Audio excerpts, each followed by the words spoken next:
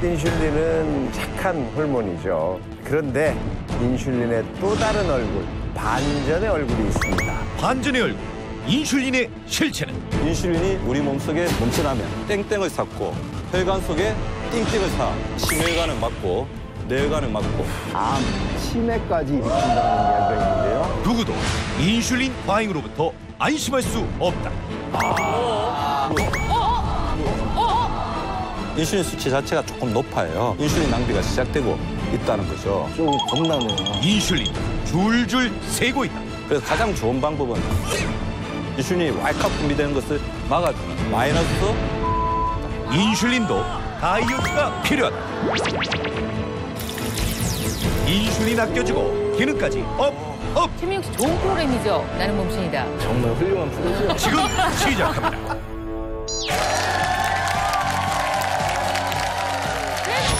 건강 프로젝트 나는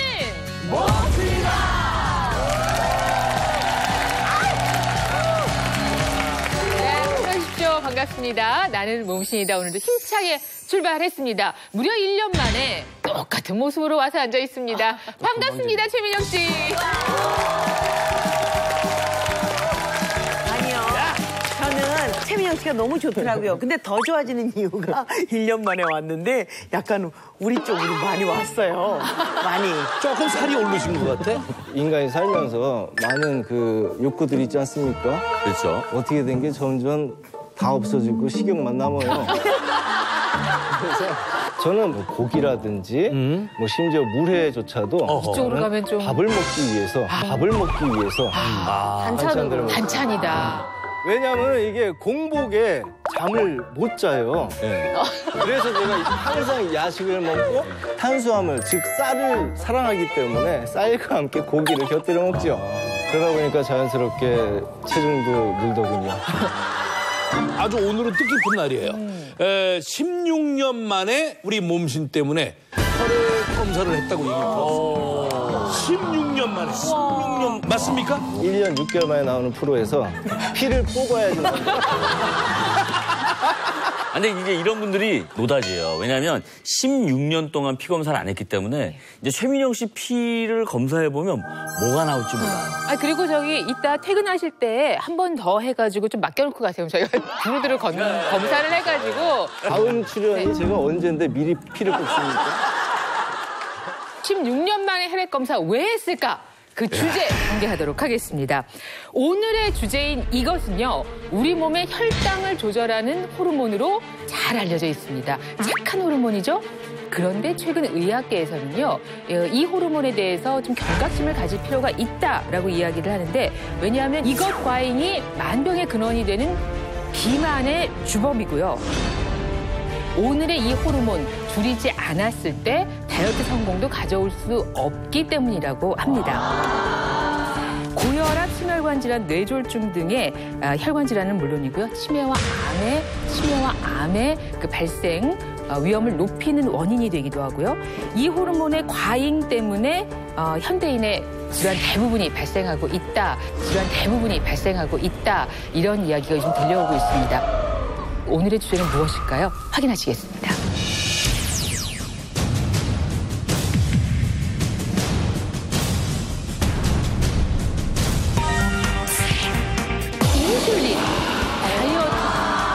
인슐린 다이어트. 아니 근데요, 인슐린이라는 거는 되게 착한 호르몬 아니에요? 그렇죠. 이게 부족하면 채워야 돼요. 저 당뇨 환자들이 당뇨 생겨서 환자들이 이걸로 주사 맞아서 이걸로 또 혈당 조절하고 하잖아요. 근데 이게 과잉되면 아까 말씀해 뭐 뇌졸중에 치매에 혈관 질환까지 비만에 이런 거 생긴다고 하니까 이건 진짜 듣도 보도 못한 얘기예요. 반전인 거죠, 반전. 인슐린하면 우리 몸에 꼭 필요한 착한 호르몬이다 이렇게 생각을 하는데 이것이 넘치면 문제가 될 수 있다. 이게 무슨 이야기입니까, 오한진 박사님? 최근에 떠오르고 있는 의학계 화두가 바로 이 인슐린 다이어트인데요. 지금 말씀하신 대로 인슐린은 혈당을 조절해주는 아주 착한 호르몬이죠. 그런데 여러분이 몰랐던 인슐린의 또 다른 얼굴, 반전의 얼굴이 있습니다. 바로 인슐린이 혈액에 넘칠 경우, 많아질 경우에는 우리 몸에 땡땡을 쌓아서 비만을 일으키고요. 또 혈관에 띵띵을 쌓아서 각종 혈관 질환, 암, 장기의 기능을 떨어뜨린다고 확인이 되고 있습니다. 그래서 이 땡땡, 띵띵 때문에 인슐린 다이어트가 필요하다 이렇게 된 거죠. 아니, 띵띵. 지금 구체적으로 설명을 해주셔도 우린 잘 모르겠는데 띵띵땡땡 이게 나오니까 우린 더욱더 모르죠. 그리고 혈관의 암이다. 이렇게 말씀을 하시니까 어머 이건 남의 일이 아니네? 내 일 아닌가? 이렇게 돼서 더욱더 공포감이 지금 엄습해 오고 있습니다. 그러니까요. 사실 그 인슐린은 부족해서 네, 그렇지 맞아요. 인슐린이 너무 넘쳐가지고 문제인 사람들이 많을까요, 과연? 그리고 인슐린은 약간 당뇨 앓고 계신 분들은 네. 굉장히 조심해야 될 것 같은데 네. 뭐 좀 정상 수치 근접하신 분들은 사실은 크게 신경 안 써도 될 것 그러니까. 같은 느낌이에요. 네. 그렇게 생각하고 있기 때문에 오늘 몸신에서 이 주제를 잡은 거예요. 사실 인슐린이라는 것은 혈당과 상관없이, 당뇨병과 상관없이 한국인이라면 과잉으로 나와서 낭비하고 있는 사람들이 있다는 겁니다. 인슐린 검사라는 것은 혈당 검사와도 다르고요. 또 소변으로 당이 나오는지를 확인하는 당뇨 검사와도 다른 검사입니다. 오늘 몸신 출연자들은 전부 다 이 인슐린 얼마나 나오는지에 대한 검사를 다 했습니다. 이 중에 인슐린 다이어트가 필요하신 분이 있다는 겁니다. 한 명인가 봐요. 이렇게 말씀하시죠. 최민영 씨, 네. 요즘 좀 몸무게가 늘으셨다는 소문이 있어요. 저는 밥을 사랑한 죄밖에 없습니다. 뿐만 아니라 또 탄수화물 좋아하시는 분들이 있으시죠? 아우, 수시로 섭취하시는 분들이시죠. 자유롭지 않죠. 이런 분들 오늘 잘 들으셔야 됩니다. 주의가 필요합니다. 조심해야 되는데. 자, 저희는 착한 호르몬이라고 알고 있었는데 인슐린 반전의 두 얼굴을 가지고 있습니다. 오늘 그 얼굴들을 확인하겠습니다. 우리 몸속에 땡땡을 쌓고 띵띵을 쌓아서 비만, 혈관 질환 그리고 암까지 가져온다는 인슐린 어떻게 다이어트를 해야 하는지 이분과 함께 시작해 보겠습니다. 나와주세요.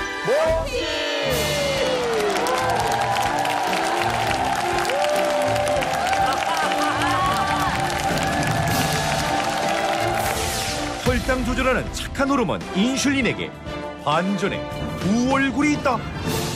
넘쳐나는 인슐린이 불러오는 문제부터 똑똑하게 해결하는 법을 알려주겠다. 오늘의 몸신 주치 가정의학과 전문의 박민수.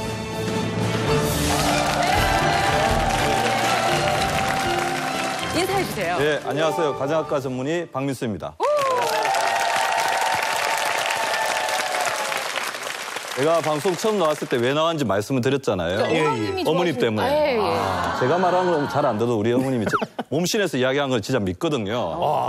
그래서 우리 어머니에게 진짜 효도한다는 생각으로 오늘 진짜 중요한 것을 알려드려야 되겠다고 생각해서 나왔습니다. 참 좋으신 그래서 어떻게 보면 우리 어머니 앞으로 건강하게 장수하시는데 가장 중요한 이 주제가 오늘 바로 인슐린 다이어트인 것 같아요. 저는 인슐린 다이어트라 그래서 그냥 단순하게 네. 인슐린으로 다이어트를 하는 방법을 알려주시는 줄 알았어요. 그거 맞습니다. 그거 맞습니다. 지금 현재 이제 비만 악화의 또 굉장히 핵심적인 하드 중에 하나가 예. 단순하게 그냥 체중을 감량하자가 아니고 인슐린을 다이어트하면 실제로 다이어트에도 성공한다는 것이 핵심적인 키워드입니다. 그러면 오늘 진짜 좋네요, 방송이. 오늘 길돈 타는 날이야. 오늘. 이야. 이제 인슐린은 이제 다이어트뿐만 아니고 지금 현재 이제 우리 현대인의 가장 많은 질병들의 대부분이 인슐린, 특히 인슐린이 과잉으로 분비되는 거하고 이제 연결이 돼 있는데요. 그동안 인슐린 이제 우리 시청자분들은 혈당을 이제 조절하는 호르몬으로만 알고 계셨을 것 같은데요. 네네. 인슐린이 우리 몸속에 넘쳐나면, 즉 가행되면 우리 몸속에 땡땡을 삭고 또 나왔어. 또 땡땡이야. 또 땡땡. 혈관 속에 띵띵을 삭고 또 띵띵이야. 각종 문제를 일으킵니다. 그래서 오늘 그 인슐린에 숨겨진 그 얼굴을 낱낱이 파헤치도록 하겠습니다. 박사님 그 도대체 땡땡과 땡땡 걔네들은 뭡니까? 특히 오늘 최민용 씨가 건강에 관련해서는 급반 건강에 대해서는 해놓고 해서 최대한 이제 쉽게 설명하려고 준비한 게 있습니다. 이걸 보시면 인슐린 우리 몸에서 하는 일이 무엇인지를 알 수 있을 것입니다. 지금부터 인슐린이란 무엇이고 또 어떻게 해서 인슐린이 과잉될 수 있는지 알아보기 위해서 저희가 초코볼 통을 준비했어요. 네. 지금부터 시작합니다. 이걸 설명을 해주신다는 건가요? 예. 오.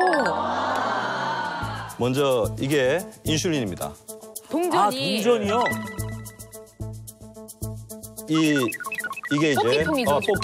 뽑기통이 이제 뭐냐면 혈관입니다. 네, 혈관을. 이제 혈관. 네, 혈관이죠. 음식을 먹으면 탄수화물이 당으로 분해가 되어서 혈관에 들어가 있겠죠. 혈관에 돌아다니면 에너지로 못 쓰잖아요. 네네. 세포 속에 들어가야 됩니다. 혈관에서 나와서 세포 속으로 세포 가야지. 속에 들어가야 되는데 그때 역할을 하는 게 바로 인슐린이라는 거죠. 자, 이게 당이 들어왔는데 세포에서 빨리 당을 넣어달라고 하죠. 예, 일을 좀 하겠다. 예. 근데 그냥 하면 못 가요. 들어가지가 않습니다. 혈관 안에 엄청나게 돌아다니는데 세포로 못 가는 거네요. 이때 바로 호르몬 인슐린. 나타나는 게 인슐린입니다.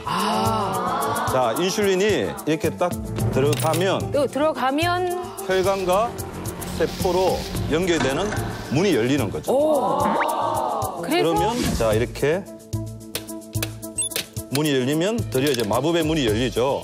자, 하나가 자 그러면 자,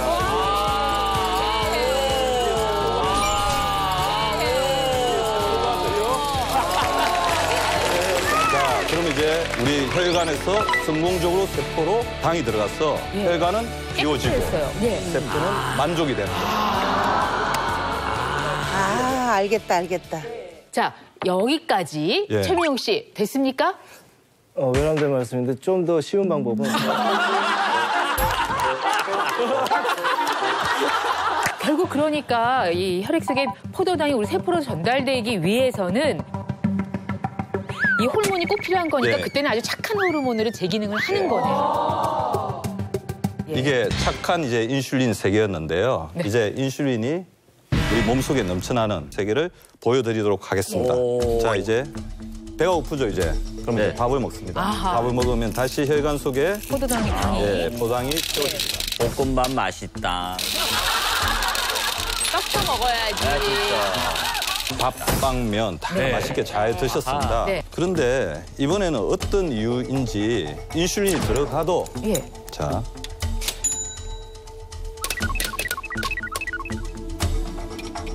문을 안 열어줘요. 자, 그래서 인슐린은 자기 역할에 인슐린 되게 충직한 호르몬이거든요. 어떻게든 혈관 속에 있는 당을 세포 속으로 집어넣어야 됩니다. 네. 다시 분비되겠죠. 또 들어갑니다. 애원을 하는 거죠. 세포에다가. 예. 애원을 하지만 안 됩니다. 예. 이렇게 되면 헛돈 쓰는 거네요. 헛 인슐린을 썼네요. 헛 인슐린 쓰는 거죠. 이러니까 어떻게 하겠습니까? 어쩔 수 없이 물량 공세로 나갈 수밖에 없습니다. 물량 공세로 나갈 수밖에 없습니다. 넣고 옛날에 한 개만 했으면 될 거를 이제 10개, 20개. 와, 지금 몇 개째 들었네요. 8개. 저래서 과잉되는구나. 세포가 문을 안 열어주니까 어쩔 수 없죠. 어쨌든 세포 속에 집어넣어야 되니까. 이렇게 무수한 이제 인슐린이 분비가 되면 그때서야 열렸다. 이제 겨우 문이 열리는 겁니다. 네. 그래서 인슐린이 많아야 되는구나. 세포 속에 집어넣지만 그게 그렇게 원활하진 않습니다. 아까처럼 안 나오네요. 그것도 조금 나오는 거죠. 억지로 세포 속에 집어넣는 거죠. 아까 한 개로 세포 안에 충분한 당을 넣었다고 한다면 네. 아무리 인슐린 많이 쏟아져 넣어도 충분하게 들어가지가 않죠. 그래서 인슐린 장승이란 말은 많이 들어보셨을 건데 혈당을 세포 속에 집어넣기 위해서 더 많은 인슐린이 낭비되는. 과잉되는 네. 인슐린 기능이 떨어지는 거예요. 근데 주로 어떤 경우에 생기냐면 사실 인슐린에게 너무 많은 일을 시키는 거죠. 우왕좌왕하게끔. 바로 탄수화물 위주로 식단을 먹을 경우, 탄수화물 위주로 식단을 먹을 경우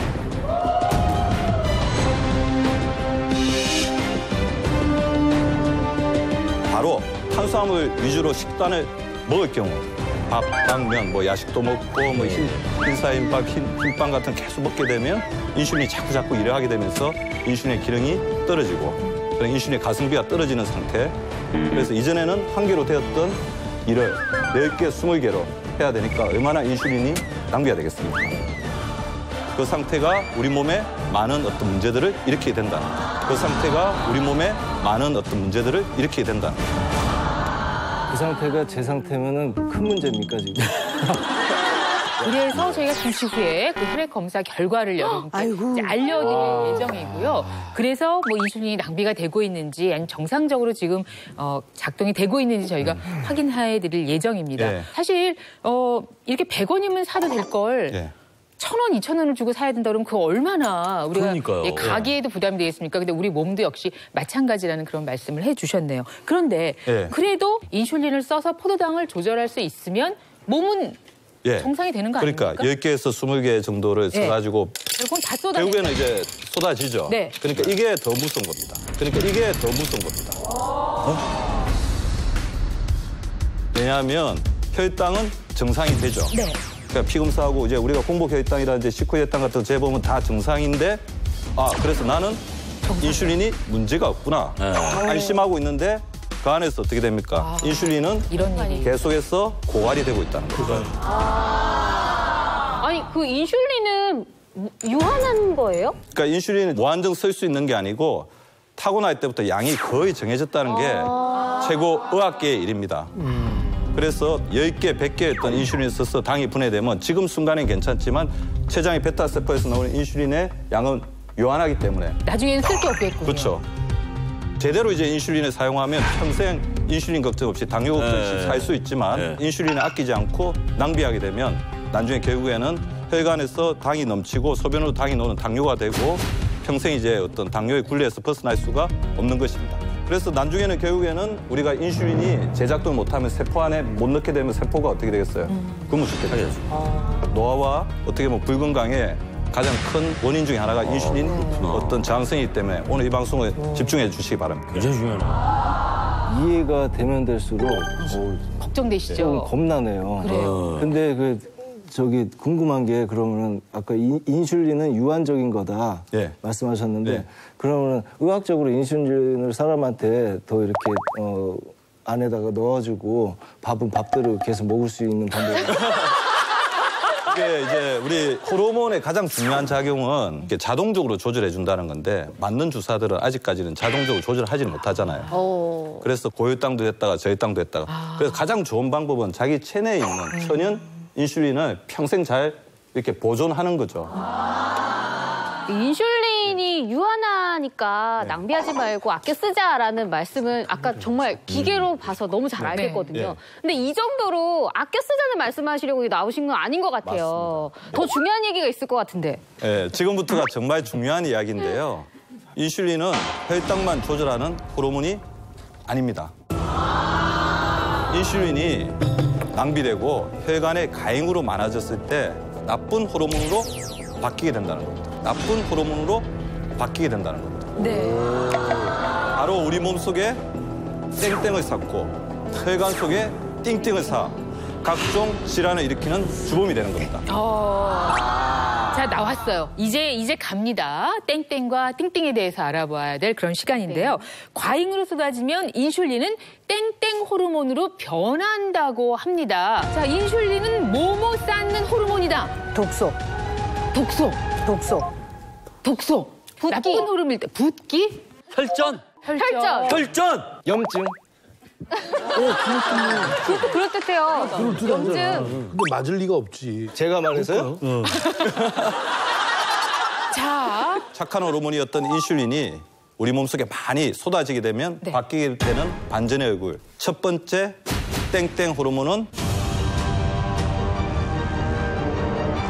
바로 지방 쌓는 지방 쌓는 호르몬입니다. 지방. 인슐린이 지방 쌓는 호르몬이 된다. 예, 맞습니다. 인슐린은 이제 지방 축적 호르몬이라고 해도 과언이 아닌데요. 인슐린은 혈관 속에 혈당을 조절해야 됐다는 것의 1순위 목표. 딱 그 앞만 보고 이제 달려가 직진하거든요. 인슐린이 몸에 들어온 당을 아까 세포에 넣어준다고 했죠. 지방으로 바꿔서 넣는데 간에 먼저 넣어주고 근육에 넣어주고 지방 세포로 넣어줍니다.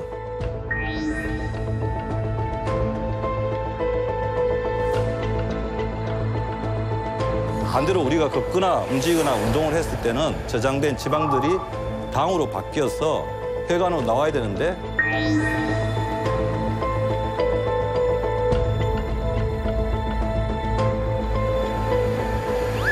인슐린이 필요 이상으로 많아져 버리니까 혈관을 못 나오게 막아버립니다. 인슐린이 필요 이상으로 많아져 버리니까 혈관을 못 나오게 막아버립니다. 지방세포에 있는 지방이 분해되지 않도록 하니까 인슐린 가행이 지방 축적으로 연결되는 겁니다. 네. 야, 이거 무서운 거네. 그러니까 이제 지방형 체질이 된다는 그런 말씀이시죠? 맞습니다. 예. 체질의 변화로 이제 완전히 지방 쌓는 사람이 되는 거고 예, 비만이 맞습니다. 된다. 예, 그렇게 체질이 돼버렸을 때는 살을 빼기가 굉장히 힘들게 됩니다. 그러면은요, 나중에 뭐 체지방이나 중성지방 이런 수치하고도 연관이 있을 수 있나요, 그러면? 네, 맞습니다. 그러니까 이모 씨가 말씀하신 것처럼 중성지방이 그냥 단순히 기름진 음식을 많이 먹어서 되는 거면 안 먹으면 해결이 될 수 있죠. 네네네. 장시간 인슐린 건강을 잘 관리하지 않아서 체질 자체가 변했기 때문에 다이어트를 해도 중성지방을 해결하거나 이거를 조절하기가 굉장히 힘들어지는 거니까 인슐린 다이어트가 절실히 필요한 겁니다. 지금 우리 얘기하는 거야. 맞아요. 혹시 그게 신체 변화가 그 복부부터 시작이 됩니까? 예, 인슐린이 이제 우리 지방세포를 쌓을 때 가장 많이 쌓는 부위가 복부에 있는 내장 비만. 아니 그러니까 이거 진짜 고약한 거예요.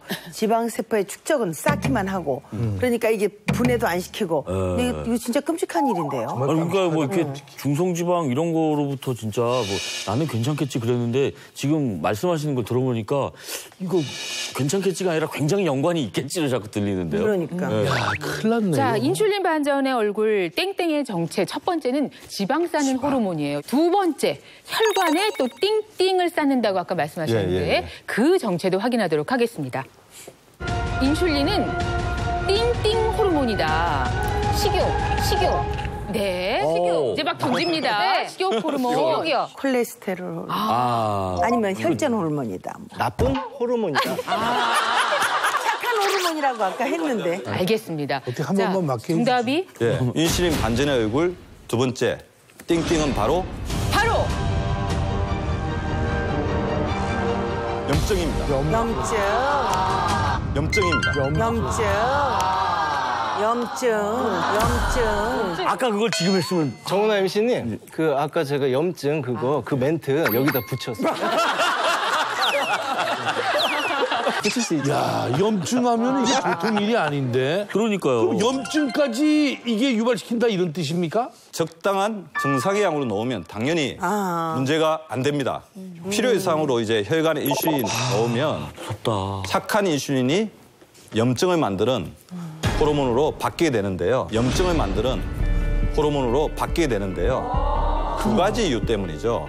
앞서 이제 인슐린이 가행으로 분비되면 지방세포에 쌓는다고 했죠. 네. 지방세포에 지방이 필요 이상으로 많이 쌓이게 되면 거기에서 염증 물질이 나옵니다. 그래서 지방하고 염증은 같이 가는 거죠. 각종 염증 물질을 분비해서 우리 몸이 염증 단계가 되는 거고요.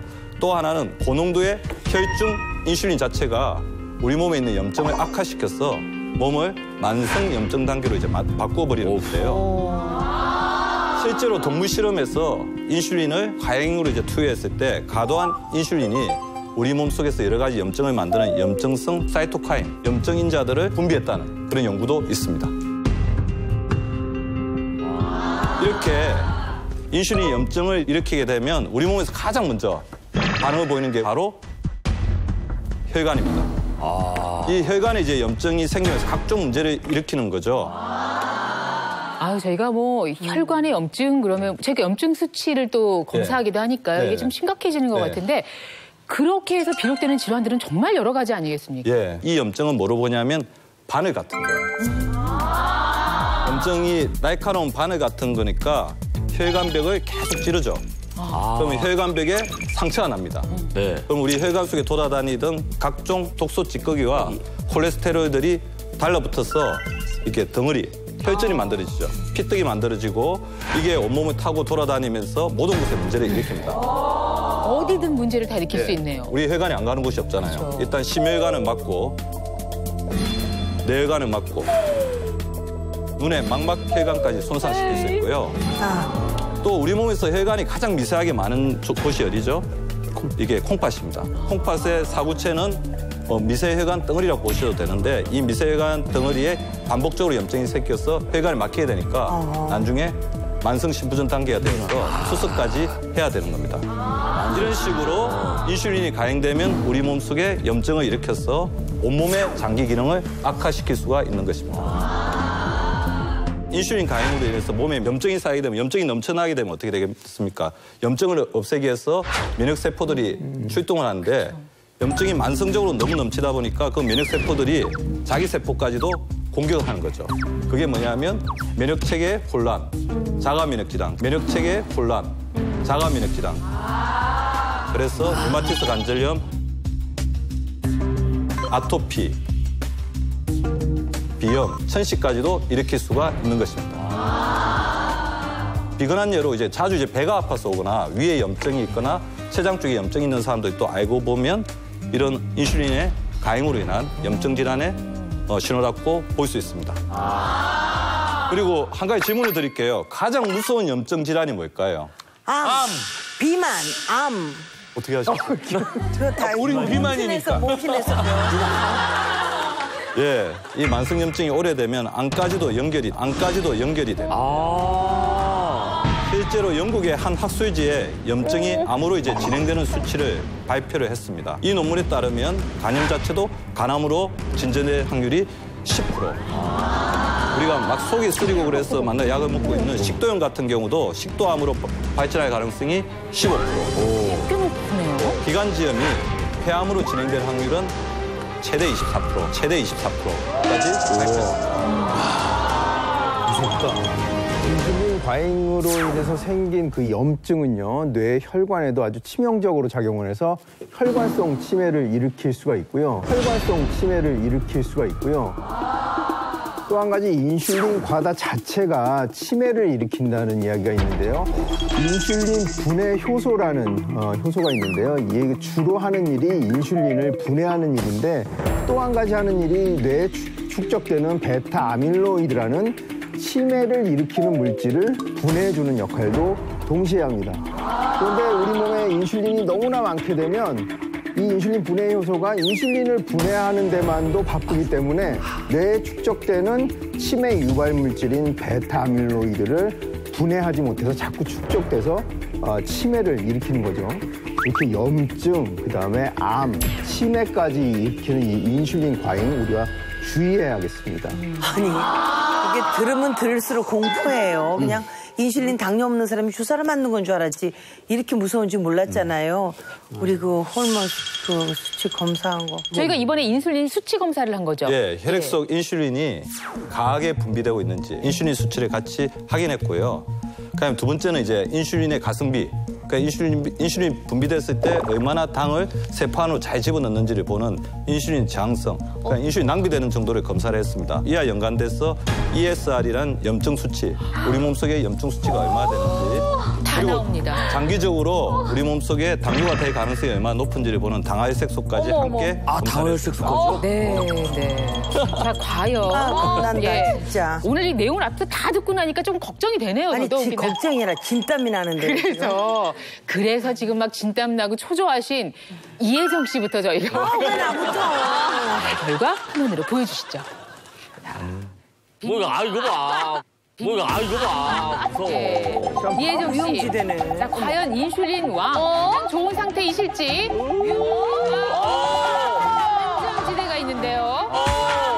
안전지대가 있는데요. 여기 가야지. 딱 가는 거야? 딱 가는 거야? 돌아오는 게 어딨어요? 돌아오는 것도 있어요? 아직 멀었어요. 아직 멀었어요. 다시.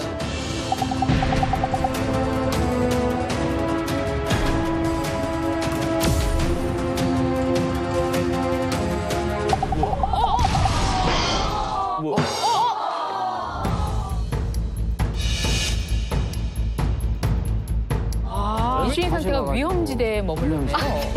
그러니까 예정 스님 같은 경우에는 인슐린 수치 자체가 조금 높아요.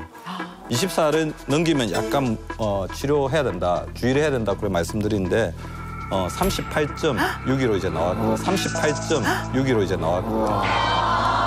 그리고 인슐린 가성비를 보는 인슐린 저항성 수치 같은 경우는 4 정도를 넘으면 굉장히 조금 문제가 있다 그렇게 보는데 12.11로 정상 수치의 3배 가량입니다. 뭐라는 거야? 그리고 당하이색소, 우리 몸속에 장기적인 어떤 혈당 조절을 보는 어떤 수치가 당하이색소가 6.8이라서 당뇨 전 단계. 그건 이제 알고 계시는 예. 그래서 했는데. 약간 인슐린이 낭비되고 있는 상태입니다. 염증 수치는 20이 넘으면 안 되는데 좀 경미하게 넘어가지고 24 정도가 나왔고요. 근데 선생님이 지금 보셨을 때 인슐린의 어떤 건강 기능에 비해서는 다른 염증 수치가 굉장히 높지가 않으니까 지금부터 관리하시면 된다. 근데 당화수소도 올라갔는데요, 선생님. 그래요? 지난번 때보다 예. 이게 당장 어떻게 6.7이었는데. 계속 뭐 약을 통해서 조절을 해야 되는 그런 상황이신 건가요? 그러니까 뭐 7.0, 뭐 8.0 이렇게 넘어갔을 때는 무조건 약을 해야 되지만 인슐린 다이어트의 가장 핵심적인 거는 본인이 가지고 있는 인슐린 능력을 올리는 인슐린 기능을 원활하게 하는 정상화시키는 그런 방법을 통해서 할 수 있고요. 오늘 알려드리는 인슐린 다이어트법을 네네. 잘 실천하시면 위험지대에서 안전지대로 탈출하실 수 있을 것입니다.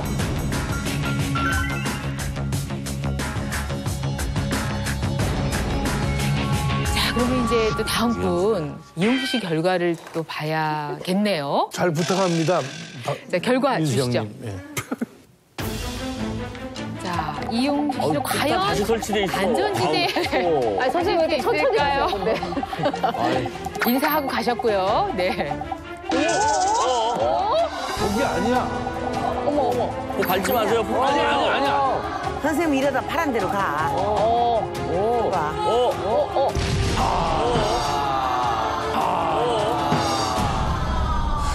좀만 더 가시지. 네.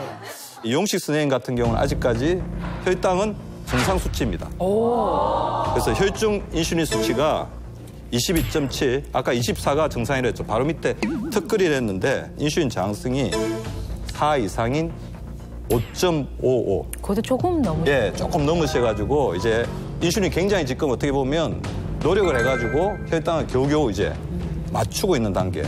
근데 문제는 이제 염증 수치가 20이 아까 정상인데 40으로 높은 상황이라서 염증 수치로는 아까 예정쌤보다 이제 높습니다. 그래서 인슐린이 다행히 지금 몸속에 염증을 조금씩 쌓고 있는 단계이니까 인슐린 다이어트가 지금 필요한 상황이라고 보여집니다.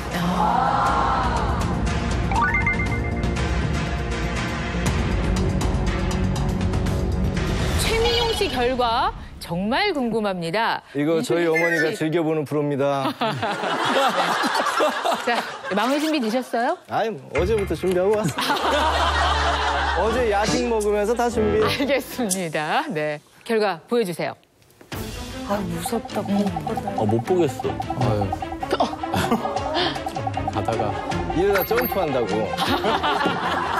아, 녹색 지역으로. 설마? 정말? 정말로? 오, 진짜? 정말로? 오, 진짜? 어머!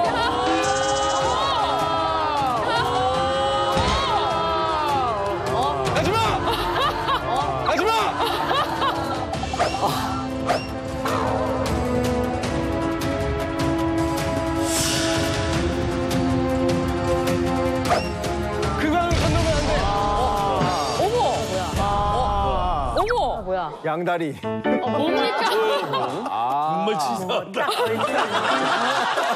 이거는 뭐고 저거면 저거지. 저 선에 서 있기가 사실 쉽지 않은데. 예.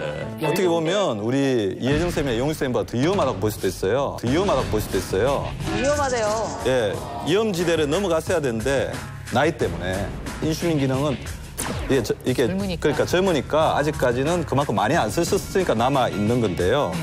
혈중 인슐린 수치는 정상입니다. 그런데 문제가 뭐냐면 염증이 문제입니다. ESI 염증 수치가 아까 20이 정상이라고 했는데 32로 높고요. 그다음에 혈관 내에서 잠복돼 있는 만성적인 염증 수치를 보는 호모시스테인이 15.47로 높습니다. 나중에 혈관염이라든지 혈관의 염증 반응이 나타날 수가 있다는 거고요. 그다음에 간 수치 중에서 염증을 보는 감마 GPT가 있거든요. 감마 GPT가 5에서 40이 정상인데 71로 높아요. 이 말은 간에 벌써 이제 염증 반응이 이제 일어나고 있다는 거죠. 그리고 콜레스테롤하고 중성지방도 지금 조금 높습니다. 어떻게 보면 이제 인슐린 기능은 살아있지만 이게 몸속에서 염증 반응이나 대사 기능 자체가 문제가 되고 있습니다. 선생님, 제가 간 수치 말씀하셨는데 저는 솔직히 올해 들어가지고 아예 술을 안 했어요. 거의 1년 동안? 예. 그런데? 근데 왜 저의 간 수치가 그렇지. 이렇게 높습니까? 그래서 우리나라 사람들이 가장 잘못 알고 있는 상식 중에 하나가 간에 치명적인 것은 수유도 있지만 더 못지않게 치명적인 것은 탄수화물입니다. 탄수화물을 먹어서 포도당이 우리 몸속에 많이 들어오고 그 포도당이 인슐린의 가행으로 인해서 지방으로 저장돼요. 그러니까 아까 말씀드렸죠. 간에 먼저 저장하고 근육에 저장하고 그다음에 지방세포에 저장하는데 거기에 저장하다 더 이상 저장할 데가 없으면 또 어떻게 저장하냐면 다시 간으로 돌아가거든요. 그때 집어넣는 게 바로 지방간이죠. 다음에 야식 먹고 단 음식 많이 먹고 그런 것들이 지금 현재 간 수치의 상승을 일으킨 것 같아요. 최민웅 씨 같으면 몸매를 보면 아직까지는 비만이 아니잖아요. 네. 비만이 아닌 이유가 뭐겠어요? 인슐린이 그만큼 흡사당하고 있다. 가로하고 있다. 가로해가지고 몸속에 곳곳에 잘 우겨 넣고 이제 넣을 데가 없어 간에까지 집어넣는데 그래서 지방세포로 이렇게 가는 부분을 막고 있는데 이게 시간이 지나면 어떻게 되겠습니까? 인슐린이 고장나게 되면 살도 찌고 여러 가지 혈당도 올라가고 각종 문제들이 생기는 거겠죠. 네.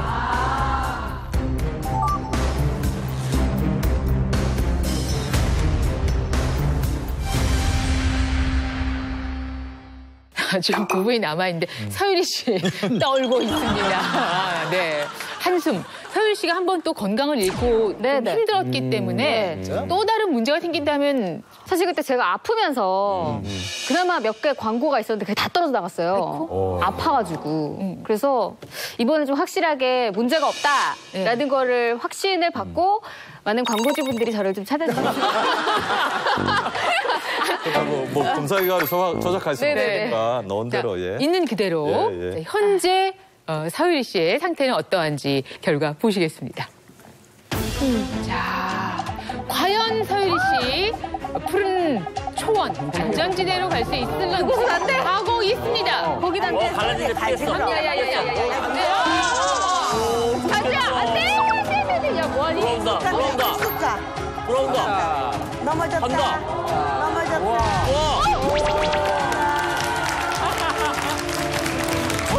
부럽다. 건강한 걸로. 네. 전국의 광고주분들 보이시나요? 제가 회복했습니다. 네.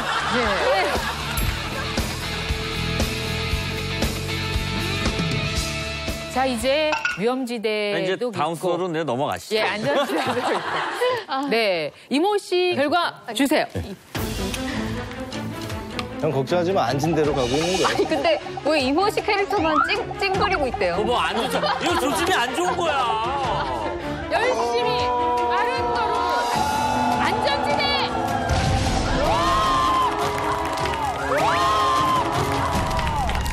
맞춰라. 와. 인슐린 왕이네. 제일 좋은가 봐요. 제일 멀리 갔어요. 아니 앉은 상태로 가는 거예요 지금? 이미 정해진 거야. 야, 공교롭게도 앉은 순서대로 지금 예, 수치가 인슐린 다이어트 킹을 뽑으라면 이제 이모 씨를 이제 뽑을 것 같은데요. 인슐린 수치가 2.48로 가장 낮아. 그다음에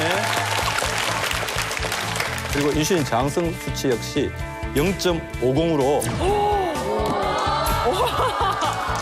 야, 가성비 최고네. 예. 진짜로요? 그러니까 저도 깜짝 놀랐어요. 중성지방이 높은데 이렇게 나오기는 쉽지가 않거든요.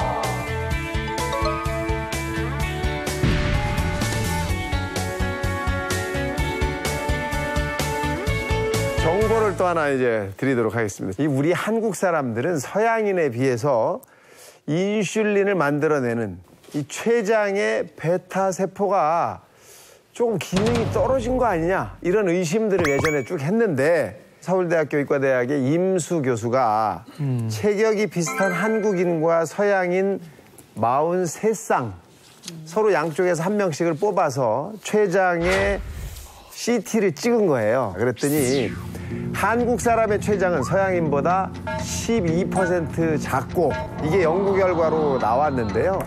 이러다 보니까 이 한국인의 췌장의 인슐린 분비 기능은 서양인보다 36%나 떨어지는 것으로 확인이 됐습니다. 즉 우리 한국 사람들은 타고날 때 이 인슐린 생산 능력이 조금 적은 상태로 태어난다는 거예요. 그래서 오늘 인슐린 다이어트라는 말을 쓰게 된 거니까 우리 몸신 나오셨으니까 잘 배워가셔야 할 거예요.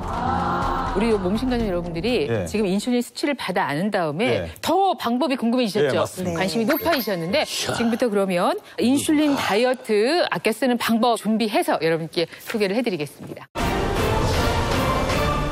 두 가지 방법을 네. 알려드릴 텐데요. 첫 번째가 바로 마이너스 탄수화물을 먹으라 합니다. 마이너스 탄수화물이라는 어떻게 마이너스? 생전 마이너스 탄수화물은 또 처음 들어. 이 안에 마이너스 탄수화물이 있는 거죠? 예, 마이너스 탄수화물이 있습니다. 근데 마이너스 탄수화물이라는 게 무슨 말이죠?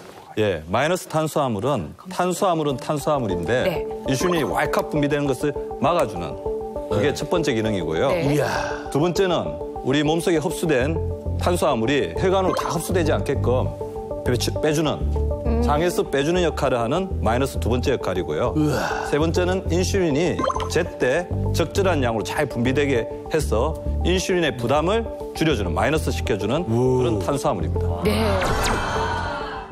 그런 탄수화물 혹시 짐작가는 뭐 식품이 있으신가요? 고구마요. 고구마. 시금치. 바나나. 시금치에도 탄수화물이 있긴 있겠죠만은. 네. 일단 대표적인 탄수화물인 쌀이 그냥 제가 좋아하는 그 백미가 아닐 것 같아요. 그래서 현미면은 아마 그렇게 뭐 남양미 뭐 이런 거. 마이너스 탄수화물의 정체는 바로 뭘까요? 그렇습니다. 마이너스 탄수화물의 정체는 바로 뭘까요? 자, 우선 두 가지로 준비되어 있는데요. 이쪽에 있는 것부터 설명을 드릴까요? 우엉. 우엉의 탄수화물 함량이 그리고 도라지 깎아놓은 거고요. 이게 그 좋다는 돼지 감자가 또 이렇게 와 있습니다. 돼지 감자예요? 이쪽은 그렇고요. 자, 이쪽에는 또 푸른 바나나와 밥이 있는데 우선 한 가지씩 좀 설명을 들어볼까요? 예, 먼저 이제 이쪽부터 설명을 드리면 네. 우엉과 도라지와 돼지 감자의 이눌린 식품들입니다. 네. 바로 이 성분 때문에 오늘 이 식재료들이 탄수화물이지만 마이너스 탄수화물이 되는 건데요. 이눌린은 탄수화물을 먹어도 위액과 소화효소에 의하여 포도당으로 분해되지 않고 90% 이상이 그대로 이제 대장에 도달하기 때문에 90% 이상이 그대로 이제 대장에 도달하기 때문에 혈당을 덜 천천히 올리죠. 그리고 이게 이제 대장까지 전달되는 과정에 같이 먹었던 다른 탄수화물들을 이렇게 흡착을 시킵니다. 붙여가지고 대변으로 이렇게 밖으로 이제 빼내기 때문에 마이너스 탄수화물, 즉 착한 탄수화물입니다. 근데 여기 나와 있는 것들이 인슐린 그 기능도 개선이 됩니까? 예. 우엉 속에는 네. 이눌린 외에도 마그네슘이나 사포닌 등의 이제 성분이 이제 함유가 돼 있는데요. 근데 이 마그네슘 자체가 인슐린과 세포를 화합시키는 역할. 세포하고 인슐린이 화해할 수 있도록 도와주는. 그래서 마그네슘 먹었을 때 눈 떨리는 거 자빠지는 이유도 이게 세포 속에 적절하게 당이 들어가는 이유도 있습니다. 이제 이온적인 역할도 있지만 우엉 껍질 속에 있는 사포닌은 인슐린이 분비될 수 있도록 도와주는 역할을 하는 성분을 가지고 있습니다.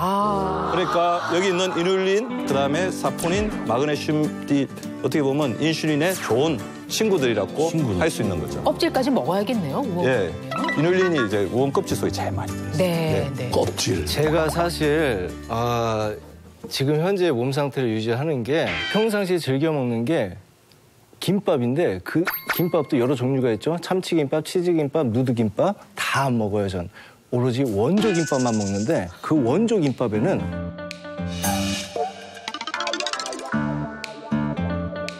꼭 우엉이 들어가 있어요. 꼭 우엉이 들어가 있어요. 아우 대단한 말씀이세요. 인간의 몸은 정말 위대한 것 같아요. 이게 제가 인슐린에 도움을 줘야 되니까 몸 자체가 우엉우엉 했던 거죠. 그래서 우엉이 들어간 원조김밥을 제가 그렇게 먹었나 봐요. 모르고 먹었는데. 그럼요. 모르고 먹었는데 알고 보니. 그리고 옆에 밥 한 공기가 있는데 네. 저건 밥 한 공기라고 우리가 보고 있지만은 밥이 아니고 좀 특수한 뭔가가 있는 것 같아. 설마 밥일까? 탄수화물이 좋지 않은데. 그러니까 정은아 씨가 직접 한번 드셔보시라 이거. 색깔이 좀 노르스름해요. 그러니까. 저한테도 굳이 이거를 맛을 보라 그러시면. 예, 왜요? 현미밥이고요. 현미밥이고 뭐 이유가 있겠죠. 근데 뭐든지 다 잘 드세요. 밥은요? 씹을수록 답니다. 맞아요. 아니 그냥 밥이다 생각했는데 참 맛있고 자네요. 좋은 쌀밥인가요? 제가 지난번 몸신에 나왔을 때 우리 시청자분들을 소개하고 우리 국민들의 혈당 건강에 굉장히 지대한 공을 세웠다고 여겨지는 바로 그 찬밥입니다. 예, 그때 예. 맞아요. 저희가 테스트를 했었죠. 예, 그래서 이제 밥에 기름을 넣고 밥을 한 다음에 차게 해서 먹는 밥. 그게 찬밥이었고. 그러면 그 옆에 그 파란 바나나? 그거는 사람이 먹는 겁니까? 왜 그러면 저는 이게 혹시 이제 그 후숙이 덜 된 거냐? 네. 이거 지금 먹을 상태가 아닌 것 같다. 지금 보이는 이 초록색 바나나 네. 역시 찬밥과 같은 원리로 마이너스 탄수화물 역할을 합니다. 네. 바로 이 저항 전분 때문인데요. 아니 그 전분이면 저 탄수화물에 있는 그거 말씀하시죠? 예, 맞습니다. 탄수화물에 있는 그 전분인데 저항하는 전분이죠. 자, 뭐에 저항하냐면 소화 효소에 저항하는 전분입니다. 우리 한국 사람들, 우리 현대인들이 먹는 것들은 우리 뇌 속의 만족감에 의해서 지나치게 빨리 소화가 되게 하기 위해서 중독성을 가지는 어떤 탄수화물이거든요. 그런데 이 저항 전분은 흡수된 혈당의 농도를 천천히 올라가게 하기 때문에 인슐린이 어떻게 되겠습니까? 그러니까 확 왈칵 나오질 않는군요. 분비될 때 준비가 된 상태에서 나간다는 거죠. 이 초록 바나나 역시 저항 전분이 굉장히 많은 식품인데요. 드셔보실 분 계세요? 사요. 예. 먹고 싶지는 않고요. 이쪽도 좀 주십시오.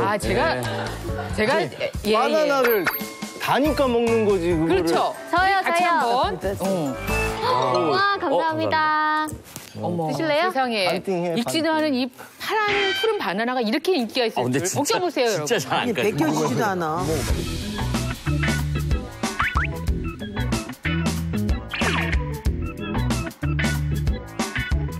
오이 냄새나 오이 냄새. 단맛이 하나도 없어. 나 너무 좋은데? 내 취향이야. 그래요? 설 익은 걸 좋아하는 거. 이 바나나가 노란색으로 가면 좋은 거라고 생각하지만 사실 혈당 건강에는 안 좋을 수가 있는데요. 바나나는 노란색으로 이제 익으면서 저항성 전분이 당으로 바뀝니다. 그러니까 완전히 빨리 흡수되는 거죠. 그렇죠. 그래서 단맛을 더 많이 느끼게 되고 노란색으로 변하기 전에 초록색 바나나는 저항成분이 풍부하게 들어있어서 인슐린의 보호작용을 하는 것입니다. 취향적이야. 조금이라도 배고파서 팔아면 죽지 못할 때 먹는 거나 이거. 자, 그렇게 말씀하시면서도 지금 바나나 하나씩 다 드셨죠? 다 들었어요. 네. 마이너스 탄수화물이니까. 실제로 저항 전분이요. 그 혈액 속에서 포도당 함량이라든지 인슐린 농도 감소뿐만 아니라 포도당 흡수율을 떨어뜨리는 관련된 연구 보고서는 꽤 많이 있습니다. 그 근본적인 이유 바로 그람당 열량 차이에 있습니다. 최민용 씨가 좋아하는 밥. 그 전분의 1g에는 4kcal가 있는 반면에 저항 전분은 1g에 1.6에서 2.8kcal 열량을 내고 있습니다. 거의 절반가량이죠.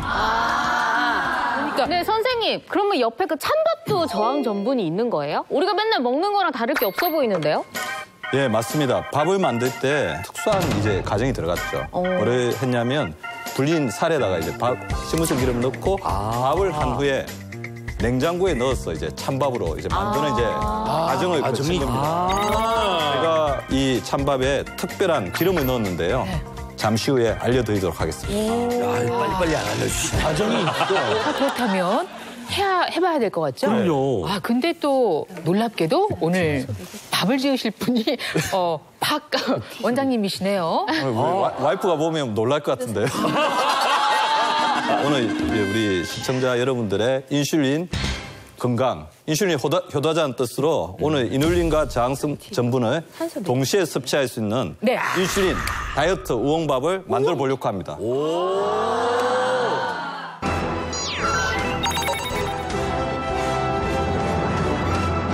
인슐린의 다이어트를 시켜주는 인슐린 다이어트 우엉밥 2인분 기준으로 한번 만들어 볼 건데요. 여기 이 성분들 자체가 다 이렇게 인슐린 기능에 도움이 되는 항산화 성분을 많이 가지고 있는 재료들인데요. 현미쌀 300g. 네, 불린 거네요. 예, 한 6시간 정도 불려줍니다. 우엉 3분의 1개, 그램으로는 55g 정도가 될 것 같습니다. 네, 그래서 좀 얇게 점였고요. 일반 물로 해도 되지만 우엉차로 해주면 좀 더 효과가 있죠. 우엉차 500cc. 그다음에 식물성 기름 반 스푼. 여기 뭐 마늘, 통깨, 고춧가루, 파, 간장이 있는데 이거는 예, 이거 나중에 이제 우리가 인슐린 다이어트 우엉밥을 먹을 때 조금 풍미를 돋기 위해서 양념장도 만들어주세요. 예, 양념장을 같이 만들도록 하겠습니다. 알겠습니다. 자, 먼저 이제 밥을 할 건데요. 예, 5시간에서 6시간 정도 불린 현미를 먼저 이제 이렇게 넣어주고요. 완전 현미로만. 예, 넣어주고. 자, 그다음에 우엉 아까 중에 3분의 1개를 넣고 밥을 하면서 우엉을 넣으시는 겁니다. 예, 그다음에 우엉차로 오늘은 했는데 이게 더 좋을 것 같아요. 불렸기 때문에 불린 거 잘 고려하셔가지고 물을 넣으시면 될 것 같습니다. 여기에 이제 식물성 기름, 한 스푼을 이렇게 넣습니다. 네. 자, 이렇게. 식물성 기름이 들어갔다. 예, 식물성 기름을 넣는 게 포인트가 되겠습니다. 식물성 기름이 들어갔다. 예, 식물성 기름을 넣는 게 포인트가 되겠습니다. 자, 이제 밥을. 예, 밥을 하게 됩니다. 합니다. 예. 자, 밥을 하는 동안 이제 아까 말씀드렸던 이제 양념장을 만들어 보겠습니다.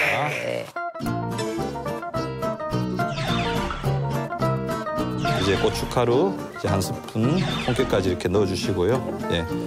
그다음에 진간장 이렇게 5스푼을 이제 넣어주면 되겠습니다. 예. 맛있게 됐네요. 자, 예. 자, 이제 밥이. 드디어. 잘 됐다. 이제 드디어. 잘 됐다. 예, 밥이 인슐린 다이어트 우엉밥이 완성이 되었습니다. 밥 잘 됐다. 아주 좋고요. 윤기가 너무 맛있겠네요. 자, 이제 그러면 이제 이 밥을 떠서 예, 조금 이렇게 저어서 이렇게 드시고 살살. 어머, 밥 윤기 많이 냄비가 먹었는데. 이게 그 식물성 기름이 들어가서 그런지 전기가 잘잘 흐르죠. 윤기가 정말 예. 와. 이 식물성 기름이 이렇게 코팅을 하는 된 거죠. 것을 이제 볼 수가 있을 겁니다. 자. 잘 밑에 누룽지. 밑에 누룽지 있어, 누룽지. 오호. 자, 그러면 이제 밥을 담아서 냉장고에다가 식혀야죠. 습니다. 예. 6시간에서 12시간을 이제 보관해야 되는데 이때 주의할 점은 냉동실에 넣지 말고 냉장실. 냉장실에 천천히 반드시 식힌다. 반드시 식혀서 저항 성분이 이제 완전히 이제 성수 때 이제 시간을 줘야 됩니다. 냉장고에 들어갔다가 이제 나온 밥이 바로 이건데요. 이게 지금 식혔거든요. 자, 냉장고에서 꺼내서 밥을 그냥 드시면 맛이 없을 수가 있으니까 이게 전자레인지에다가 찬밥도 괜찮다 그럼 찬밥을 드셔도 되고. 네, 찬밥을 드시는 거 좋아하시면 이제 찬밥을 드시면 되고. 이렇게 여기에서 온도를 같이 했을 때는 저항 전분은 그대로니까. 예, 저항 전분은 그렇게 크게 변화가 없습니다. 그래서 데우시면 됩니다. 지금 이 완성됐는데요. 밥 향이 정말 좋습니다. 우엉의 향과 함께 기름만 살짝 돌렸을 뿐인데 아주 먹음직스러운 그런 밥이 됐거든요. 지금 그래도 온기를 살짝 주니까 또 좋네요. 이 상태로 양념장과 함께 여러분 드실 수 있도록 맛있게 저희가 준비해봤습니다.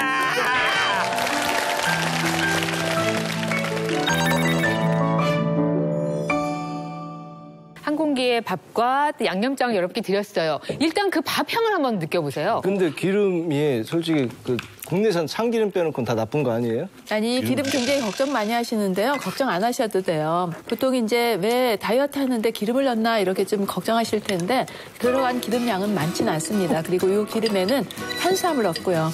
콜레스테롤도 없고요. 또 오늘 걱정하는 뭐 염증이라든지 인슐린 기능 이런 거 염증은 잡고 인슐린 기능은 좋게 하는 그런 기름이니까요. 편안하게 드십시오.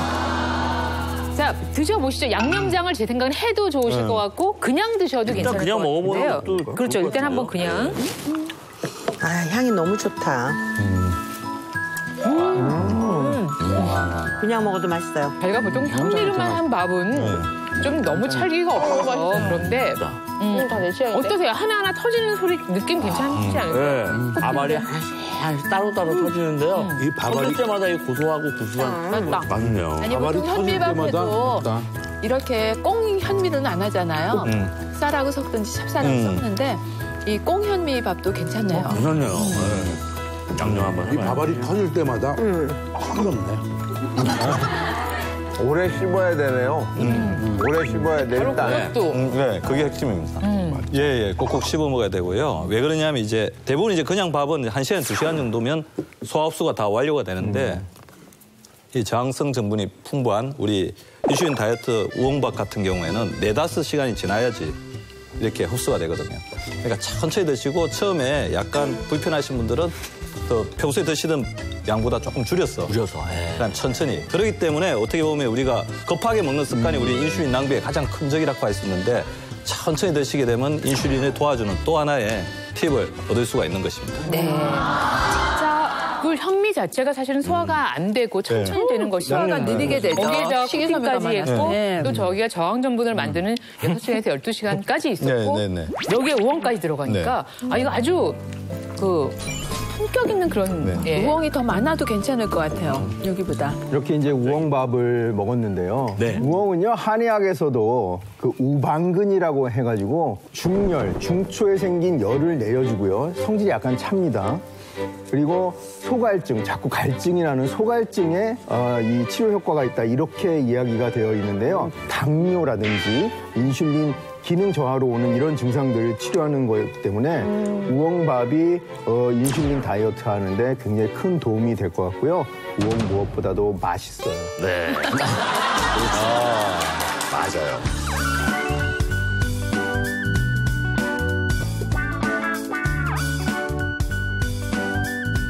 내 몸에 지방을 쌓고 또 염증을 만들어주는 이 인슐린 과잉 문제 해결하기 위한 두 번째 방법이 지금 나왔습니다. 아까부터 저희가 너무너무 강조를 해서 궁금해하시는데요. 바로 그 오일을 소개해 주실 거죠? 기름. 네, 맞습니다. 바로 그 특별한 기름 맞는데요. 맞습니다. 바로 그 특별한 기름 맞는데요. 이 기름은 인슐린 낭비를 막아주는 것은 물론이고요. 앞서 인슐린이 많아서 뭐 지방하고 염증이 쌓인다고 했잖아요. 그 지방과 염증까지 없애는 걸 도와주는 그런 특별한 기름입니다. 아, 네. 자, 그 기름의 정체는 바로 세상에 그런 기름이?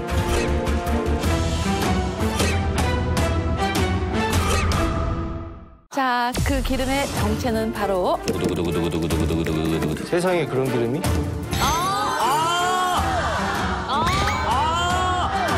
아보카도. 네. 오일. 네. 불포화 지방산 오메가 3, 7, 9가 나와 있네요. 과일이잖아요.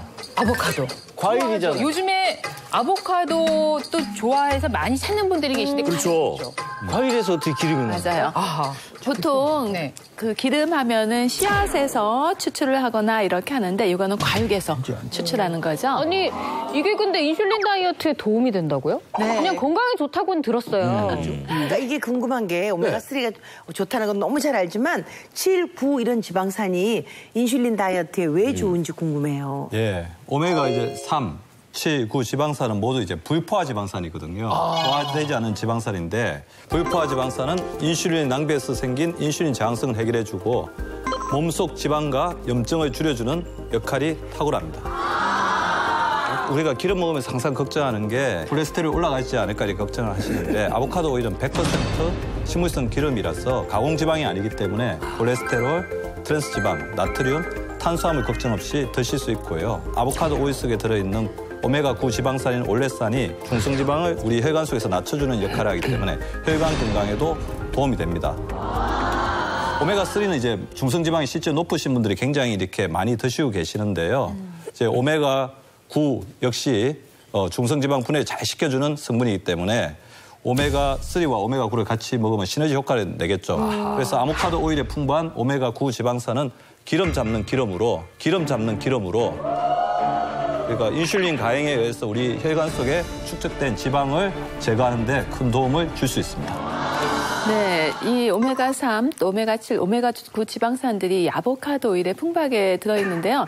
실제 이 아보카도의 경우에는 맛은 굉장히 좋습니다. 여러 가지 요리에도 활용할 수 있는데 문제는 조금 보관 기간이 짧아요. 잘 상하고 보관 기간이 짧아서 언제 어디서나 이렇게 활용하기가 좀 어려운 그런 과일이죠. 이런 단점을 보완할 수 있는 것이 바로 아보카도 오일입니다. 오일의 경우에는 한 테이블스푼, 한 큰술 정도 밥숟가락으로 하나 정도면요. 아보카도 한 100g의 과육 하나에 들어있는 영양소를 고스란히 드실 수가 있어요. 특히 이 아보카도 오일 속에 들어있는 오메가9 지방산의 경우에는 항염 기능을 잘 하는 것으로 알려져 있습니다. 한 연구에 따르면 이 아보카도 오일이 당뇨병, 2형 당뇨병을 앓고 있는 쥐의 고혈당을 개선시켜 주었고요. 또 특히 이 활성산소에 의해서 산화적 손상이 되는 것을 완화시켰다. 즉 염증을 완화시켰다는 그런 연구 발표가 있었는데요. 이것은 이 아보카도 오일에 들어있는 오메가9 지방산의 기능으로 해석이 될 수가 있겠습니다. 뿐만 아니라 이제 혈관벽에 상처를 내서 염증을 유발하는 이제 콜레스테롤, 그걸 이제 나쁜 콜레스테롤이라고 하는데 이 LDL을 낮춰주고요. 또 LDL을 청소해주는 좋은 콜레스테롤로 알려진 HDL은 높여주기 때문에 혈관 속의 찌꺼기나 또는 독소 같은 것들을 청소한다고 말을 할 수가 있고요. 그로 인해 발생이 되는 염증도 개선시켜주는 기능이 있다고 볼 수 있습니다. 따라서 평소에 인슐린 기능은 물론이고 혈관 속에 생기는 피떡, 혈전이 걱정됐다 생각되시는 분들이나 고혈압 같은 혈관 질환을 이미 가지고 계신 분들한테 도움이 될 거로 생각이 됩니다. 저는 정말 진짜 좋아하는 게 이 아보카도 오일인데 다른 좋은 기름들이 있다고 해서 해보면 발연점이 낮아서 제가 그렇게 좋아하는 뭐 불에다 굽는다거나 튀긴다거나 할 땐 조금 조심스럽거든요. 근데 이건 발연점이 그중 높은 편이기 때문에 튀김을 하셔도 괜찮으니까 좋은 기름에다 튀김해서 조금 실컷 먹어보면 안 될까요? 안 될까요? 네, 역시 예정수 선생님 요리 연구하세요. 왜냐하면 특히 이제 우리가 구이나 튀김 같은 요리를 할 때는 온도가 한 200도 이상 굉장히 높은 온도에서 조리를 하는 겁니다. 이때 발연점이 낮은 기름을 쓰면은 기름이 타면서 푸른 연기가 나거든요. 이러면서 아크릴레인이라는 독성 물질이 나타납니다.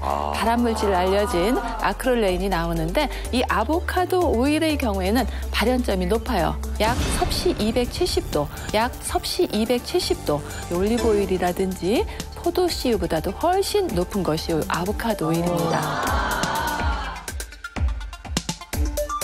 그렇기 때문에 우리가 볶음이나 튀김 같은 고운 요리에도 다 어울리는 기름입니다. 저는 이 밥을 먹을 때 부침개나 전 없이는 밥을 잘 안 먹는 그런 스타일이었는데 요즘 따라서 건강을 위해서 샐러드를 좀 자주 먹는 편인데 샐러드 위에다가 이 아보카도 기름을 이렇게 흠뻑 넣어가지고 먹어도 별 뭐 법적으로 하자는 없죠? 네, 헌법에 괜찮다고 나와 있습니다. 네, 괜찮습니다. 이 아보카도 오일의 경우엔 채소와 함께 섭취하면은 채소에 들어있는 영양소 그리고 생리활성 물질의 흡수율을 훨씬 높여주게 됩니다. 한 연구에 따르면은 샐러드를 그대로 채소만 먹었을 때보다 이 아보카도 오일과 함께 먹었을 때요, 샐러드 속에 들어있는 루테인 성분 아시죠? 눈 건강에 좋은 루테인은 5.1배, 그리고 알파 캐로틴은 7.2배, 그리고 베타 캐로틴의 경우에는 무려 15.3배, 15배나 더 흡수율이 증가되는 것으로 그런 확인한 논문도 있으니까요. 채소 그대로 드시지 말고 이 아보카도 오일 같은 좋은 오일과 함께 드시는 것도 적극 추천합니다. 좀 이렇게 가져가 있고. 워낙 그 활용도가 높기 때문에 이제 이것으로 보여주실 그 임경숙 교수님의 요리가 정말 기대되는데요. 네. 아유, 그러면 아마 오늘 이것이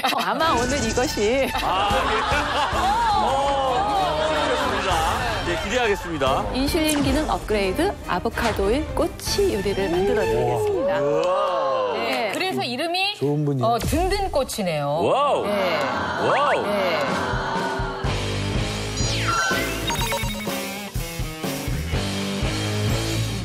재료는 일단 그 우둔살 있고요, 닭가슴살 있고, 버섯 종류들, 통마늘, 방울토마토, 대파 이렇게 준비되어 있는데요. 저 어려운 제가 요리를. 꼬치를 한번 해보겠습니다.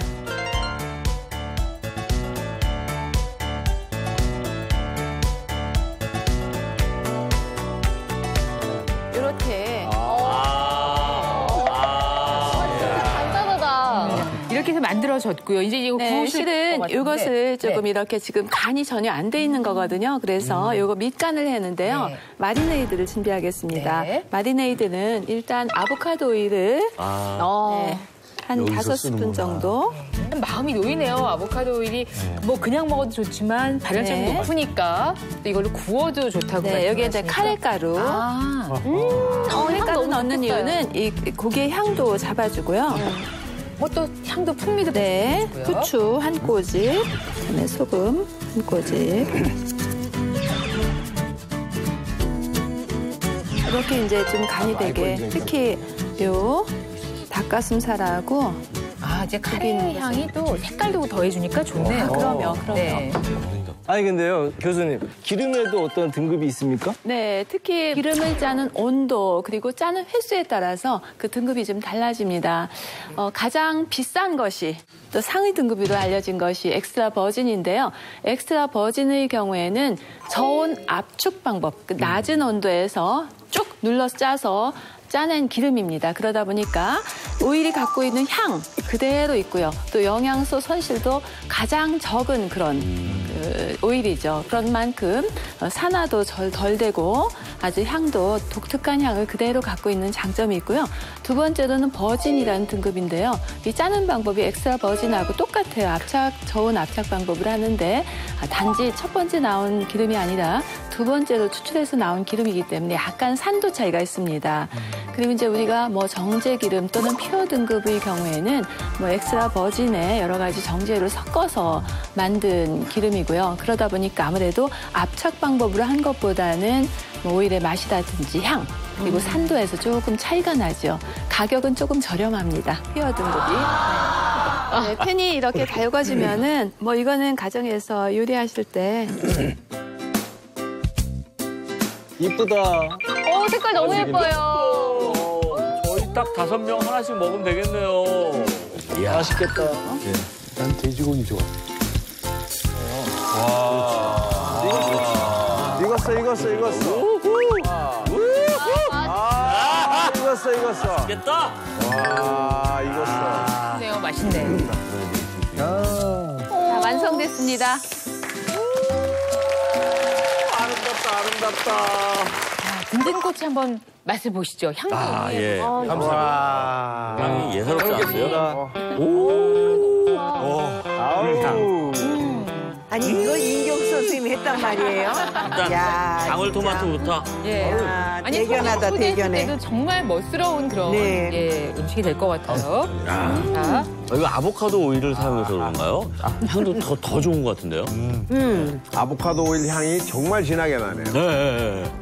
그리고 확실히 이 저 마리네이드 해서 재웠다가 이렇게 구워서 그런지 간도 충분히 배서요. 딴이 놀지 않고 아주 맛있습니다. 태어나서 이렇게 고급스러운 그 냄새가 나는 꼬치는 처음 먹어보고요. 이거와 아까 그 우리 박인수 선생님의 그 찬밥 절실합니다 지금. 같이 먹으면 너무 좋을 어울릴 것 같아요. 그러면.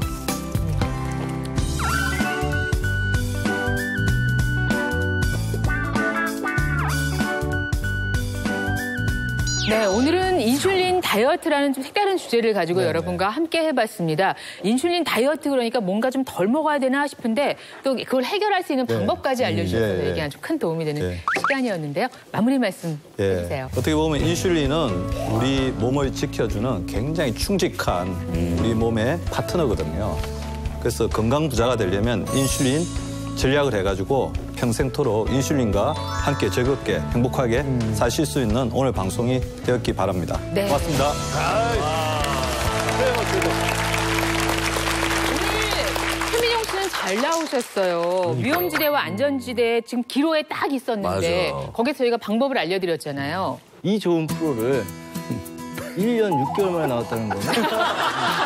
네, 예. 자, 그러면 최민영 씨는 내년 봄에 뵙도록 하겠습니다. 여러분 함께 해주셔서 고맙습니다. 대한민국 모든 국민이 몸신이 되는 그날까지 나는 몸신이다!